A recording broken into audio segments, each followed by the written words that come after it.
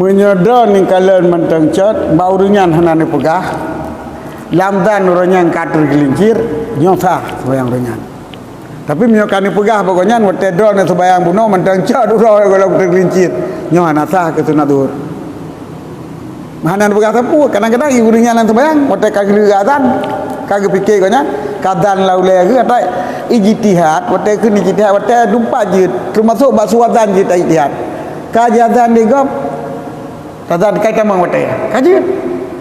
ya saban lagi ijtihad tauro raya kaitan banyak di melatah ke bui kena kitab tu pu kena ko tulu ha hidup prema kada pikir kau raya yang terpotah tak buka aja tengok tanya ye di mana nyo kebetulan mana ji kebetulan betul nyo tulu huru raya tanya kasah apa satu cuma menyatakan yang kalau yang cerita lagi benar buka kada pui tanya ka teringat terlincim teror sebayangnya sunat qabliyah Jumat kemudian terus kita dan juga percaya ke ni ataupun teroleh ni sehingga katu tawatur katu berita tawatur nyo pegang menteng cak urang dia pegang menteng saya kan yakin itu salah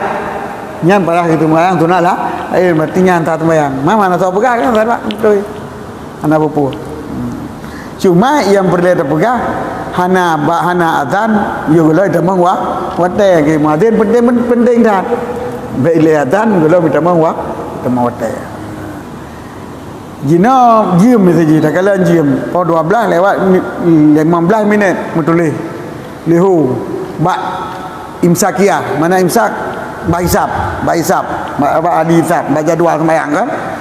wate teh aji bayang uro kalihu dia tadi bayang uro kalihu nya apa hari ini dah betul ya dah umat aja nambah jamnya ni juga orang linyan fungsi jamnya pibek tak kalau jam mati ni benar tak hilang pada bawah jam kapai polo belanya kapai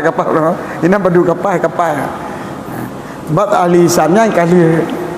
selisih kali kepegat selisih di antara jam-jam kali selisih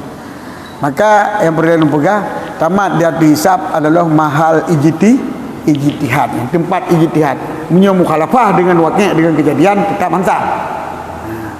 punya muafakah punya sesuai dengan kejadian kasah